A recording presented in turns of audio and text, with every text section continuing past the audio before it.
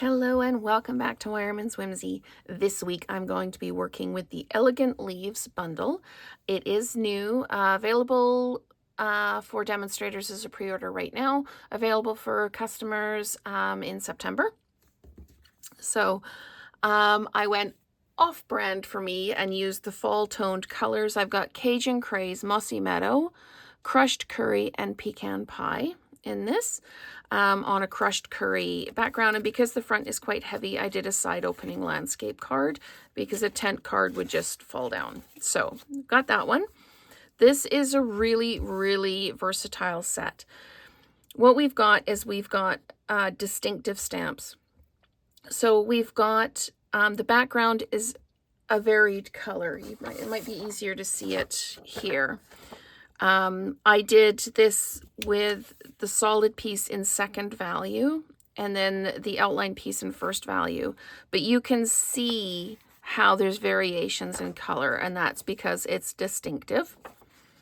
And it is a two-step stamp set, so you stamp down once and then you stamp again. And what I tend to do is I stamp the darker color first, so I stamp the outline first.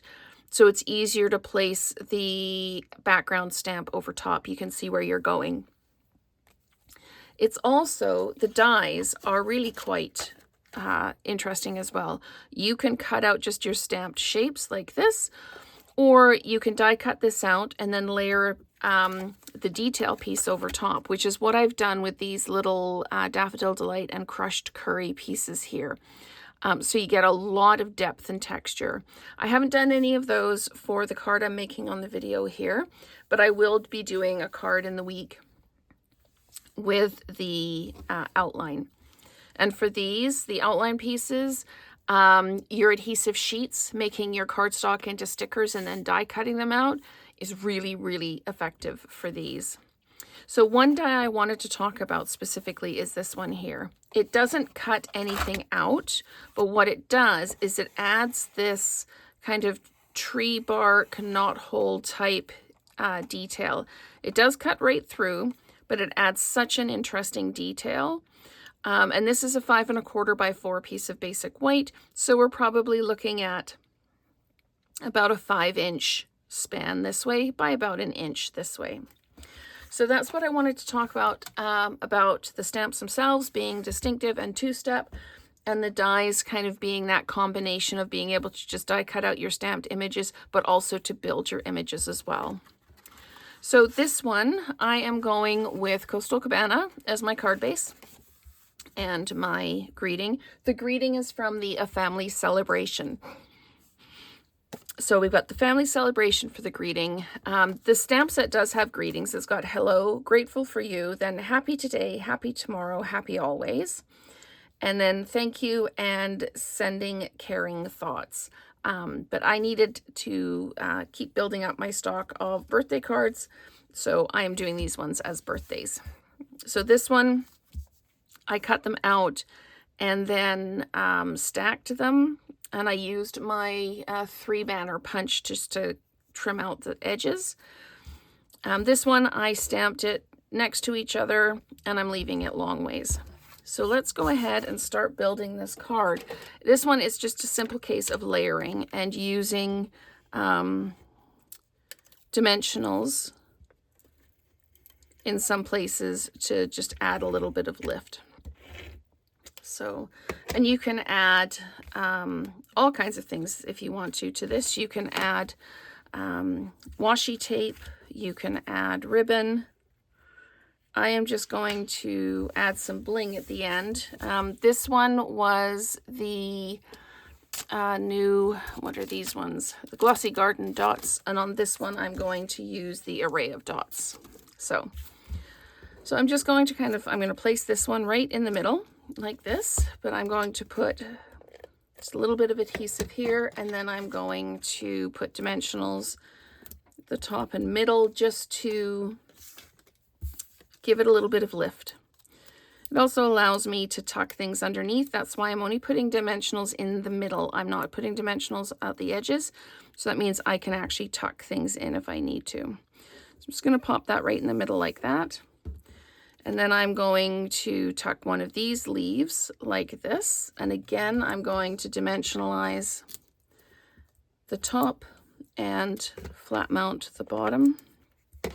Well, if you needed to do heart shapes, you could do this and then just trim this down so that this could become a heart. Aha. More and more interesting. So there we go. There's more than one way to use a stamp set. So I know my greeting's going to go across here, but I want my greeting to cover the bottom of the stems.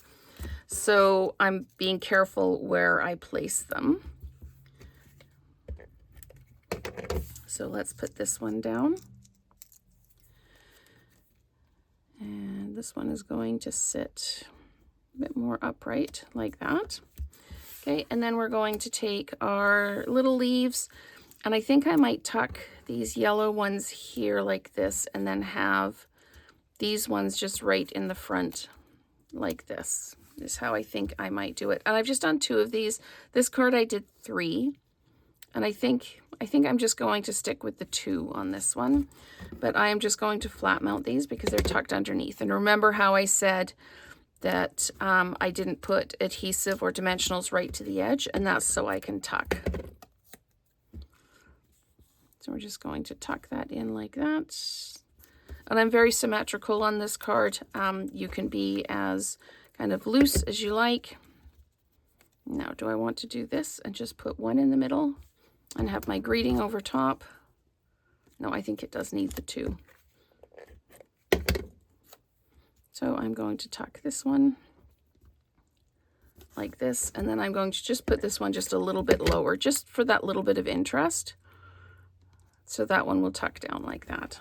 Okay, this is going to go across the bottom, so I need to just peel this one up and move it down just that little bit. If I can peel it up without destroying everything. There we go. And I'm just going to drop it down, like I say, just that little bit, just so the ends are covered by the greeting. And I am going to dimensionalize the greeting. So I'm going to put one at each end and one in the middle. And then we'll add our bling. And this one I took, the background was quite plain, so I took my Daffodil Delight Dark blend and I just scatter dotted, I just smacked the blend so that it scattered ink.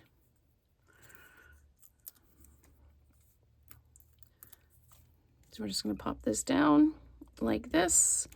I want it to be kind of onto the detail, so the detail actually becomes the mat for the greeting. Okay, let's pull in our array of dots.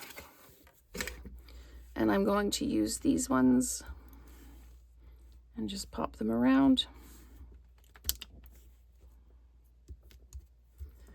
Just add a little bit of interest. And I'm not going to do the scattering on here that I did on the other ones. I am going to pop one down there like that.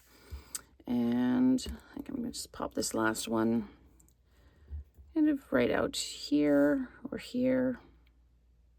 Okay, I'm going to put that one there. And I do have a new pack of the dots. So I'm going to just pull the extra one out and pop it like that. So now I've got a nice kind of flow around. So we've got our traditional fall colors with the garden dots. See, I can't remember anything. The glossy garden dots. And then this one with our array of dots. So let me know which one you prefer and what color choices you would use. So thank you so much for watching, and let's create together again soon.